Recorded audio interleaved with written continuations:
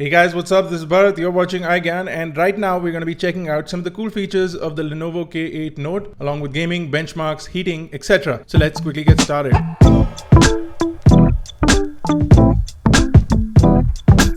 Now, if you didn't already check out our super dope unboxing of the new Lenovo K8 Note, we went up top on a hot air balloon and unboxed the new phone from Lenovo. Go check it out. I'll drop a link in the description below and you can click on the top right of this video to head to that video if you want to check out the unboxing. Now, the Lenovo K8 Note is going to be available in two variants, the 3GB plus 32GB variant, along with the 4GB plus 64GB variant for Rs 12,999 or Rs 13,999 respectively. Now, before we get started with the performance and gaming aspects of the device, there were a bunch of questions that you asked us in the unboxing, and I'm going to try and clear those out. So there seems to be some confusion with the build of the phone. The phone is made out of Series 6000 aluminum and not Series 5000, even though there was some sort of confusion. I've clarified with Lenovo personally, and they have told me that this is Series 6000 aluminum on the Lenovo K8 Note. The device is extremely rigid and extremely well built from what it appears in our initial tests, but of course when we do review the full device, we'll let you know how it stands out in the next couple of days. Now, the phone does have Dolby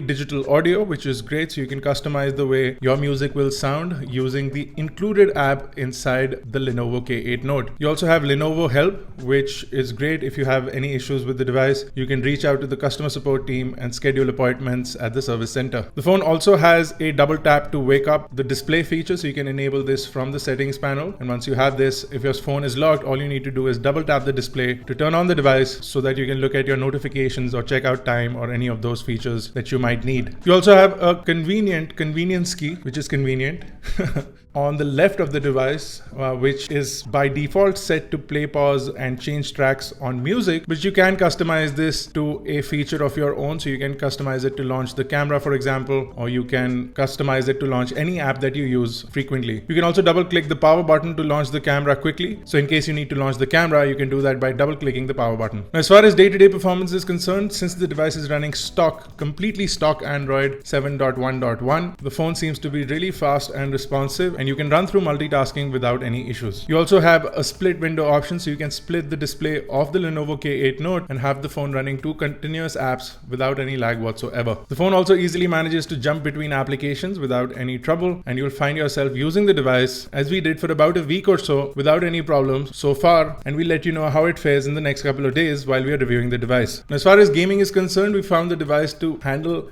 all sorts of games that we could throw at it. It manages to run all sorts of games, including Asphalt 8 at full graphics without any lag or stutter whatsoever, which is great. You also get a really loud speaker to give you a really good quality audio while you're playing these games, and the touchscreen response is also great.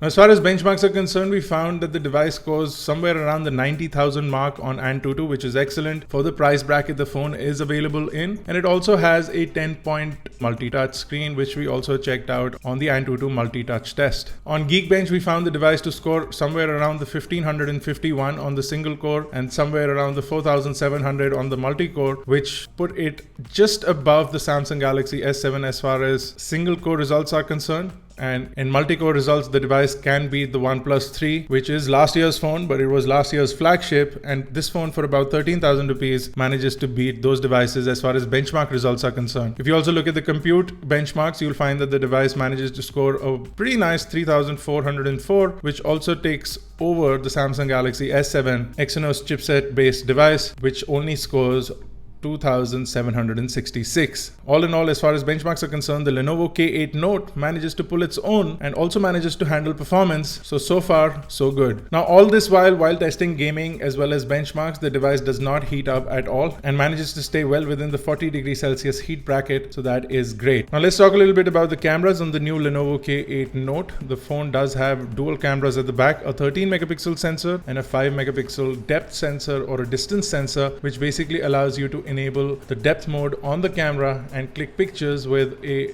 whole lot of bokeh in the background, making the images feel like they were clicked on a DSLR camera. Now, with the combined sensors, Lenovo has managed to allow you to pull down your aperture to all the way f1.2, which is almost like what Huawei does with their phones, giving you far better images in low light conditions and also giving you a whole lot of defocus on your background when you're clicking images of a particular subject. Now, without the bokeh effect, the images come out great with a whole lot of color and saturation, a good amount of contrast, and excellent low light performance from the camera as well. Today, Lenovo also shipped out a update to improve the camera's performance, and we're going to be testing that out as well. But so far, the images, especially in well-lit environments, come out really well and pop not only on the phone screen but on the computer screen as well, with the whole amount of color and detail in the images. Images with high dynamic range also come out great with a whole lot of detail for clouds and sceneries, which will work out to your advantage if you like to click those kind of pictures. To enable the depth mode, you have to click on the top right and enable the depth mode. Once you're in the depth mode, you'll get a slider at the bottom allowing you to adjust the aperture from f2.8 all the way down to f1.2, which simulates a really well lit defocused background image. And once you understand what level of aperture you need to be at, you can get some really good pictures with this setting. What is also great is that the phone does offer a full pro mode, allowing you to not only customize your white balance and aperture and ISO, but also manually focus on your image before you click that picture, which can come in handy for those finicky photographers. The phone does have a panorama mode and it works out great, and you can look at this panorama we click directly from the hot air balloon, and you also get video recording from the device at 1920 by 1080p. The chipset is capable of 4K video, and if Lenovo is listening, I do hope they push out a 4K video recording update for the K8 Note. The device is lacking any sort of optical image stabilization, but once you pair it up with a stabilizer or a handheld mount for a phone, you get a really good video capture from the device, as you can see on your screen right now.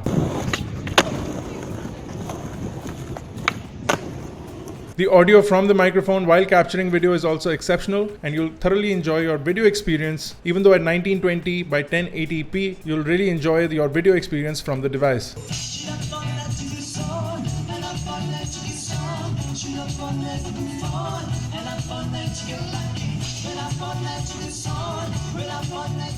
The front-facing camera is a 13 megapixel camera with a wide-angle lens and an f2 aperture, which works great for low-light environments. And if you're clicking pictures of your face and you want more light, you can always enable the LED flash. Now, the phone does have a beauty mode for the front-facing camera, along with a timer to schedule your selfies, so to speak. You also get HDR and auto HDR on the front camera, but you also get a full-fledged professional mode, allowing you to customize your white balance, shutter speed, ISO before you click that perfect front-facing selfie, which is great again for a lot of people who click a whole lot of selfies every day. The front camera also captures 1920 by 1080p video, and you can also enable the LED flash while capturing video in case you want more light in your front-facing video. Here's a quick sample. Little sample of video recording on the K8 Note with a lot of ambient noise, and I can click pictures while recording video. Which is great. I can also turn the light on if needed.